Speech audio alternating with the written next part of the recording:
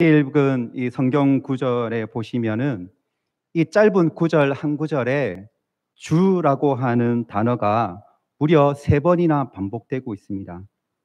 여호와 하나님을 주님이라고 고백하는 것은 반대로 말하면 나는 종입니다. 나는 종입니다. 나는 종입니다라고 하는 종된 자기의 신앙 정체성을 이 시편 기자를 통해서 발견할 수가 있습니다. 구약 성경에서 이 종과 관련된 여러 구절을 우리가 살펴볼 수가 있는데요. 그 중에서 이 구약 성경에 보면 희년 제도라는 것이 있습니다. 이 희년은 안식년이 7번 지난 그 다음 해가 되는 해를 가지고 희년이라고 말을 하는데, 이 희년이 되면 몇 가지 해야 될 일들이 있었습니다. 먼저 이 희년은 7월 10일 대속죄일의 나팔 소리로부터 시작이 되었습니다.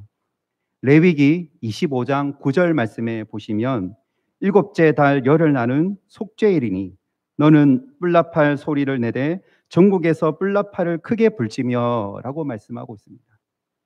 7월 10일 대속죄일에 큰 나팔, 큰 뿔나팔로 큰 이 나팔 소리가 빰 하고 이 소리가 들려지게 되면 이제 그날은 이제 대속죄일인 것입니다.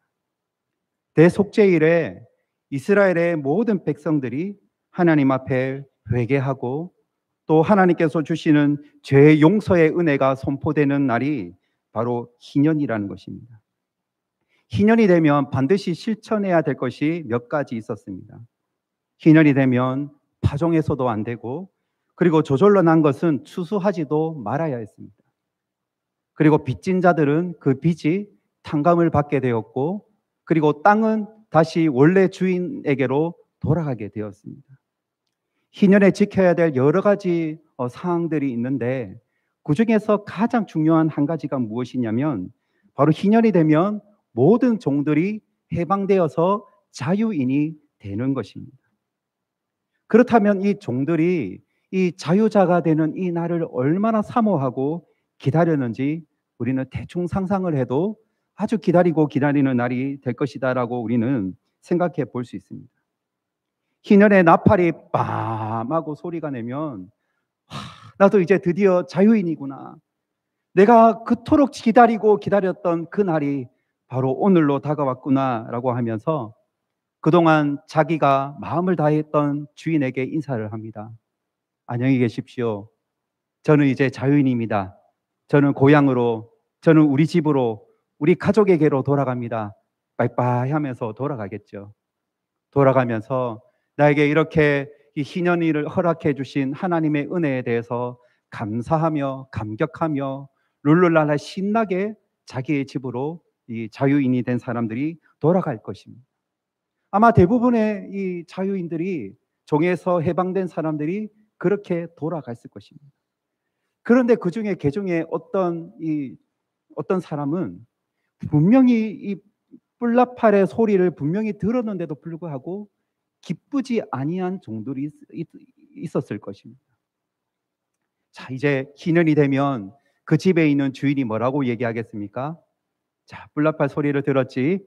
이제 당신은 이제 더 이상 우리 집의 종이 아니고 자유인이 되었습니다. 우리 집에서 그동안 속상할 때도 많았고 본의 아니게 내가 마음에 상처 줄 때도 많았는데 내 죄를 용서해 주고 이제 그만 당신의 집으로 돌아가십시오라고, 또 마음 착한 주인은 여행 경비도 조금 주었을 것이고 아주 곱게 예쁘게 돌려보냈을 것입니다. 그런데 이 이야기를 들은 어떤 종들 중에서는 마음이 우울하고 눈에 눈물이 고여 있는 이 종들이 있는 것이에요.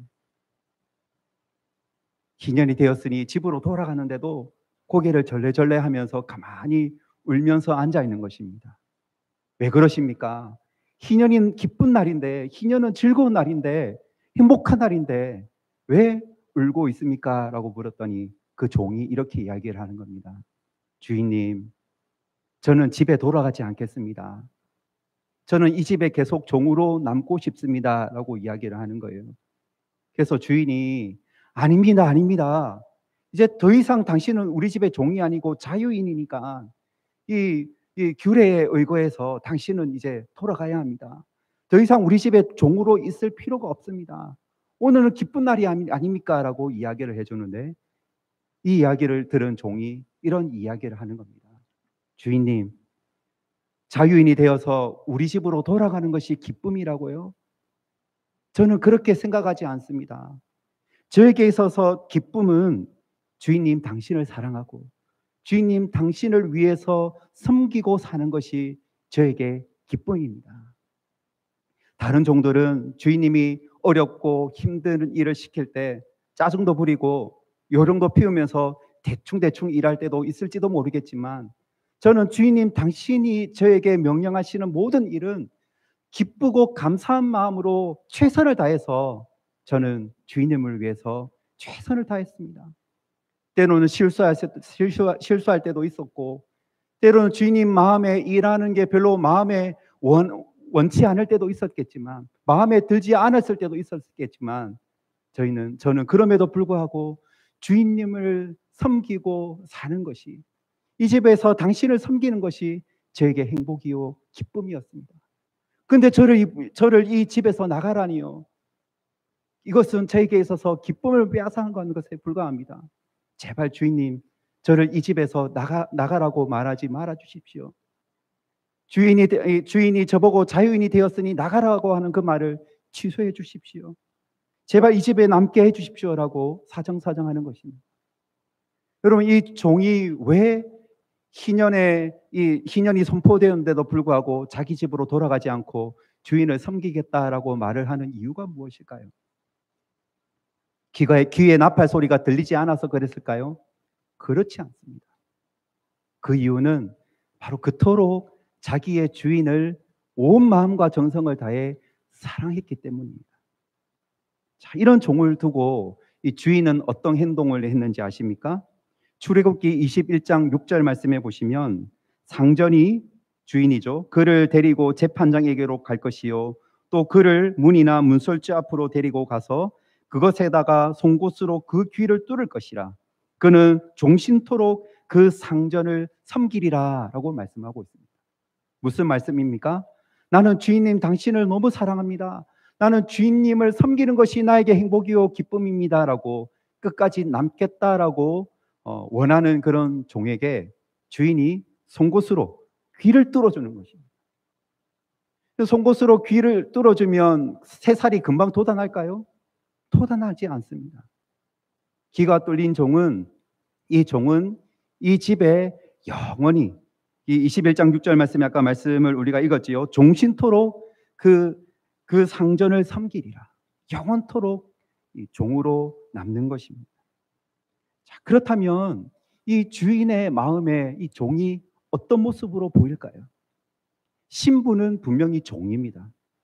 신부는 종일토록 그를 종의 모습으로 섬기리라 라고 말씀하고 있지만, 주인의 마음에는 그 종이 아마 가족처럼 보였을 것입니다. 내 형제처럼 보이고 내 자녀처럼 보였을 것입니다. 사랑하는 성도 여러분, 하나님께서 우리를 얼마나 많이 사랑하셨는지, 예수님을 믿기 전에 우리의 모습이 어떤 모습이었습니까? 우리의 죄악된 모습이 그저 그런 죄도 아니고, 사소한 죄를 몇 개 지었던 그런 우리의 죄악의 모습이 아니라, 우리가 가지고 있던 죄는 그야말로 지옥값에 해당되고 사망에 해당됐던 죄가 바로 저와 여러분들의 죄였던 것입니다. 근데 이 죄를 위해서 하나님께서 어떻게 하셨습니까? 하나님이 세상을 이처럼 사랑하사 독생자 예수 그리스도를 우리를 위해서 내어주셨습니다. 우리가 그 독생자이신 우리 예수님을 우리가 나의 구주로 믿고 영접하게 되었을 때 어떤 일이 일어났습니까? 로마서 8장 2절 말씀해 보시면, 이는 그리스도 예수 안에 있는 생명의 성령의 법이 죄와 사망의 법에서 너를 해방하였음이라 라고 말씀하고 있습니다. 우리는 예수 그리스도의 은혜로 인하여서 우리는 죄와 사망의 법에서 해방된, 죄와 사망에 얽매여 있는 죄의 종, 사망의 종이 아니라 우리는 해방되었던 것입니다. 자유자가 우리는 된 것입니다. 우리가 이렇게 우리에게 은혜를 주시는 예수 그리스도를 우리가 인격적으로 만난 사람들이 바로 우리들이라는 것입니다. 우리가 이렇게 예수님의 십자가의 은혜를 경험하게 되면 우리는 삶의 자유가 생깁니다. 우리는 더 이상 죄와 사망에 얽매여서 죄와 사망의 종로로 타는 것이 아니라 우리는 정말로 옛날에 우리가 삶의 우리의 방종과 우리가 방탕으로 일삼았던 우리의 모든 삶을 다 청산해 버리고 바로 우리가 예수님을 나의 구주로 믿고 예수님을 나의 구주로 영접하고 살아갈 수 있는 그런 삶의 자유를 우리가 얻게 되었다는 것입니다. 우리가 주님의 십자가의 은혜가 얼마나 큰지, 그리고 그 주님의 십자가의 은혜로 탕감받은 내 죄가 얼마나 크고 무거웠는지를 우리가 생각한다면 이제 내가 예수님의 은혜로 내가 자유자가 되었으니 천국행 티켓이 확실하게 나에 주어졌으니 그날이 올 때까지 잘 먹고 잘 살아보자. 그냥 대충대충 흥청망청 살아도 그때 또 내가 마음의 양심에 갇히게 되면은 또 회개 기도하면 되지 뭐. 여러분 그렇게 살아갈 수 있겠습니까? 정말로 예수님을 인격적으로 만나고 거듭난 사람이라고 한다면 절대로 이런 일이 있을 수가 없다는 것입니다. 우리는 천국에 가는 그날까지 100%라고 하는 완벽함이 우리에게 있을 수 없습니다. 우리는 늘 연약하고 우리가 천국에 갈 때까지 싸워야 될 남아있는 죄성이 있지만 그럼에도 불구하고 우리의 삶에 방탕과 방종이 우리에게 있을 수 있다? 그럴 수 없다는 것입니다. 우리의 신분은 우리가 가지고 있는 우리의 신분은 분명히 예수님의 십자가의 은혜로 우리는 하나님의 자녀가 되었습니다. 하나님의 아들이 되었고 하나님의 딸이 되었습니다. 우리의 신분은 그렇지만 그러나 우리의 마음은 어떻습니까? 우리의 마음은 여전히 이 깃돌린 종의 모습과 같이 어떻게 하면 우리 주님을 기쁘시게 할 수 있을까? 어떻게 하면 오늘보다도 어제보다도 오늘 우리 예수님을 더 사랑하는 삶을 살아갈 수 있을까? 이런 고백이 있는 사람이, 이런 삶의 처절한 몸부림과 실천이 있는 사람이 바로 거듭난 사람이고 바로 저와 여러분들이라는 것입니다. 장소가 어디든 상관없습니다.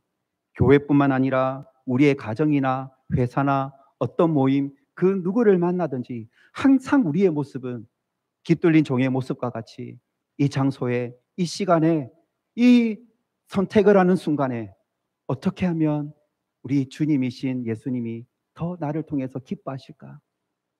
어떻게 하면 내 사랑의 고백을 내 삶을 닮아서 어떻게 실천할 수 있을까? 그러한 사람들이 바로 구원받은 사람의 특징이라고 하는 것입니다. 오늘 함께 읽은 성경 말씀 보시기 바랍니다. 오늘 성경 말씀에 뭐라고 고백하고 있습니까? 이 시편 기자는 주를 경외하게 하는 주의 말씀을 주의 종에게 세워주십시오라고 기도하고 있습니다. 이 시편 기자의 마음의 소원이 무엇입니까? 하나님을 경외하고 싶다는 것입니다. 하나님을 경외한다는 것은 여기서 주일 성수를 의미를 할까요? 물론 주일 성수, 안식일 성수를 의미하는 것일 수도 있지만 이 시편 기자는 지금 그것만 생각하는 것은 아닌 것 같습니다.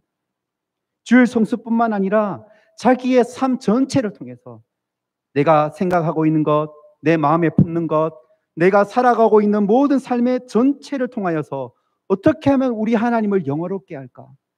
어떻게 하면 내 삶 전체가 하나님을 경외하는 삶을 살아갈 수가 있을까? 이것이 바로 이 시편 기자의 관심사였다는 것입니다. 어떻게 하면 내가 잘 먹고 잘 살까? 어떻게 하면 성공할까? 어떻게 하면 내가 뭔가 대박을 터뜨릴 수 있을까? 이런 것에 대한 관심이 있는 것이 아니라 하나님을 경외하는 삶을 살고 싶다. 이것이 이 시편 기자의 관심이었습니다.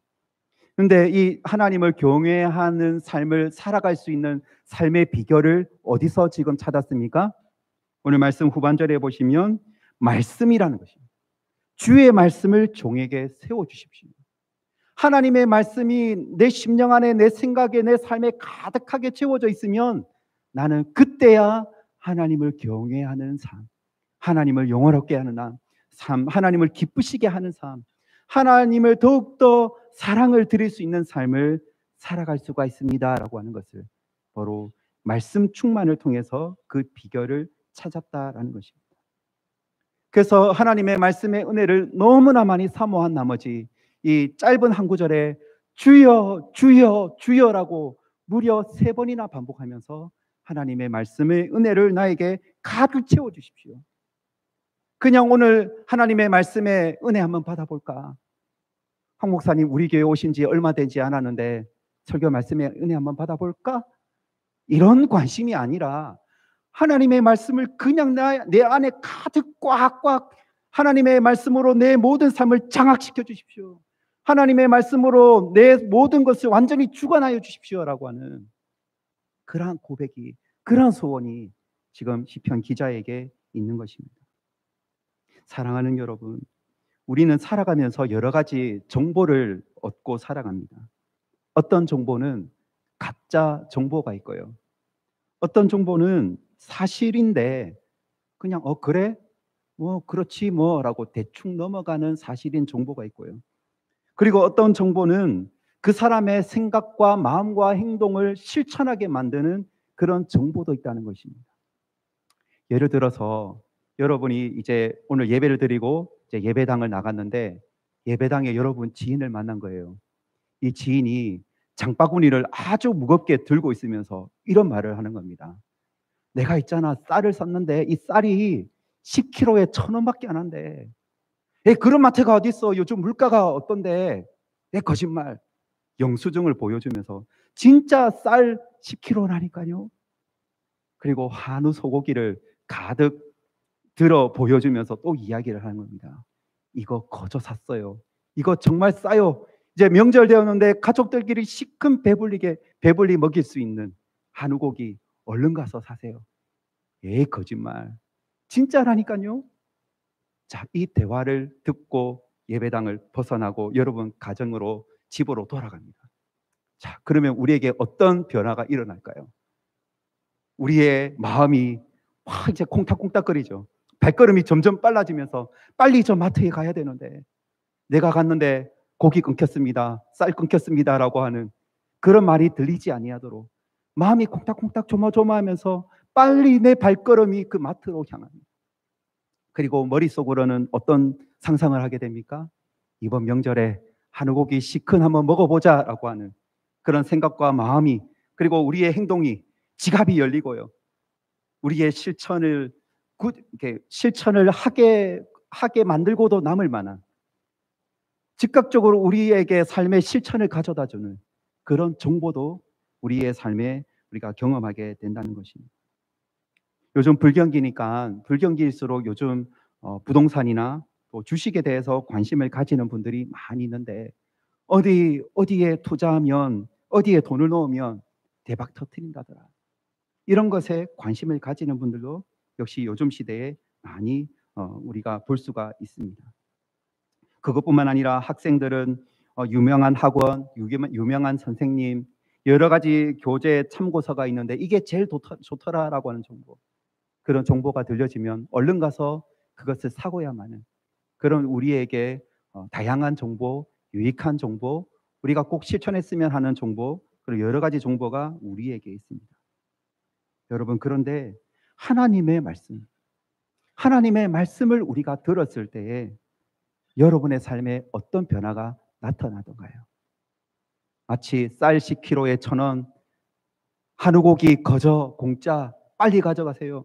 거기에는 우리의 삶의 실천이, 우리의 생각과 온 마음이 거기에 마트에 가야 되는데 라고 하는 그 집중력, 상상할 수도 없는 우리의 삶의 실천이 나타나게 되는데, 하나님의 말씀이 선포되게 될 때는 왜 우리의 삶이 그런 강력한 실천, 그런 하나님의 말씀에 대한 생각과 마음속이 왜 우리 속에 가득하지 않게 될까요? 그래서 우리는 이것과 싸워야 되는 것입니다. 세상에 주는 여러 가지 다양한 정보들과 비슷하게 하나님의 말씀이 그 정도의 수준으로 나에게 영향력을 주기를 오늘 시편 기자는 바라지 않았던 것입니다. 하나님을 경외하는 삶을 살고 싶은데, 오직 주님을 사랑하고 주님만을 더욱 기쁘시게 하는 삶을 살아가고 싶은데 왜 내 안에 게으름이 들어오는지, 왜 내 마음속에 방탕이 들어오는지, 왜 내 마음속에 다른 한법이 들어와서 이 죄악이, 탐욕이, 음란함이 왜 나에게 들어와서 하나님을 덜 사랑하게 만들고 하나님의 말씀에 즉각적으로 반응하고 움직이지 못하게 하는 것이 왜 나에게 있을까? 그래서 주여, 주님을 경외하는 삶을 살고 싶습니다. 하나님, 나에게 주님의 말씀을 나에게 강력하게 나에게 세워주십시오. 나의 생각에, 나의 마음에, 나의 모든 삶의 실천 가운데 내가 걸어가는 모든 곳곳마다 하나님의 말씀을 나에게 강력하게 세워주십시오라고 하는 이러한 고백이 바로 시편 기자의 고백에 있는 것입니다. 사랑하는 성도 여러분, 여러분이 처음 예수님의 십자가의 은혜를 경험했을 때에 여러분은 어떤 마음이 들었습니까? 이렇게 죄 많은 나를 위한 하나님의 사랑이 얼마나 크고 놀라운지, 내 모든 것들을 드려도 주님의 은혜에 다 못 갚겠습니다. 하늘을 두루마리 삼고 바다를 먹물 삼아도 하늘은 하나님의 사랑 다 기록할 수 없겠네. 내 모든 것들을 주님 앞에 드려 오직 주님을 위해서 살고 주님께 헌신하면서 살겠습니다라고 하는 그 고백이 처음 예수님의 십자가의 은혜를 경험했을 때, 때로는 예배 시간에, 특별한 집회에, 또 여러분이 젊을 때 수련회에 갔을 때, 우리 청년들은 작년, 재작년 수련회에 갔을 때, 아니면 당장 지난주 예배를 드리면서 우리는 더욱 주님을 위해서 살겠습니다라고 하는 그런 고백이 우리가 회심할 때마다, 회개할 때마다 우리 안에 나타났었습니다. 그리고 나서 그 이후에 우리의 삶이 어떤 모습으로, 어떤 방향으로 나아가고 있습니까? 분명한 것은, 우리가 낙심하지 말아야 될 것은, 그럼에도 불구하고 우리의 신앙은 지금 현재 성화의 과정을 거듭하고 있다는 것을 우리는 기억해야 될 것입니다. 그러나 그럼에도 불구하고 우리는 우리의 신앙을 가지고, 우리의 믿음을 가지고 지금 이 정도에 우리는 만족해서는 안 된다는 것입니다. 마치 저렴한 물품을 판매합니다라고 하는 그 정보조차도 하나님의 말씀이 내 삶을 움직이지 못하게 한다면, 내 생각을 완벽하게 장악해 주지 못하고 하나님의 말씀에 내 심령이 움직이고 있지 못한다고 한다면, 지금 내 믿음에, 내 신앙에 큰 문제가 있구나라고 우리 자신을 돌아보아야 할 것입니다. 하나님께서는 분명히 우리에게 남아있는 죄성이 있기 때문에 날마다 말씀과 기도와 성령으로 싸워라라고 말씀하고 계시는데도 불구하고 하나님의 말씀의 영향력이 우리에게 큰 영향력이 우리에게 미치지 못하고 있는 이유는, 우리가 어쩌면은 우리의 믿음의 상태를 어쩌면은 방치하고 있었기 때문인지도 모릅니다. 사랑하는 성도 여러분, 우리의 믿음을 어떻게 가져가야 할까요? 오늘 이 말씀 너무나 짧은 구절이기 때문에 여러분 한번 오늘 외우고 가셨으면 좋겠습니다. 오늘 제 설교가 기억나지 않는다 하더라도 주를 경외하게 하는 주의 말씀을 주의 종에게 세워주십시오. 하나님의 말씀을 내 생각에 강력하게 세워주십시오. 내 마음속에 강력하게 세워주셔서 제발 내 마음속에 이 세상에 잡다한 것들, 사소한 것들, 하나님께서 싫어하시는 것을, 하나님께서 미워하는 것들이 내 생각과 마음속에 조금이라도 비집고 들어오지 못하도록 하나님 도와주셔서 하나님께서 더욱더 기뻐하시도록, 내가 주님을 사랑합니다라고 하는 그 사랑이 내 삶을 통해서 실천되게 될 수 있도록, 여러분 하나님의 말씀을 그렇게 나에게 강력하게 나를 장악시켜 주십시오. 내 삶을 움직여 주십시오. 그래서 하나님께서 기뻐하시는 삶, 주님을 경외하는 삶, 그런 삶을 살아갈 수 있도록 주님의 말씀을 나에게 강력하게 세워주십시오. 매주일 선포되어지는 주님의 말씀을 통하여서 더욱더 은혜 받게 하여 주시고, 주일 은혜뿐만 아니라 매일매일 큐티하고 또 성경 읽기를 하고 성경 통독을 하고 매일매일 말씀을 읽을 때마다 하나님 말씀으로 나에게 더 큰 은혜를 주십시오. 오늘 이 시편 기자가 고백한 이 고백이 바로 저와 여러분의 고백이 될 수 있기를 주님의 이름으로 축원드립니다.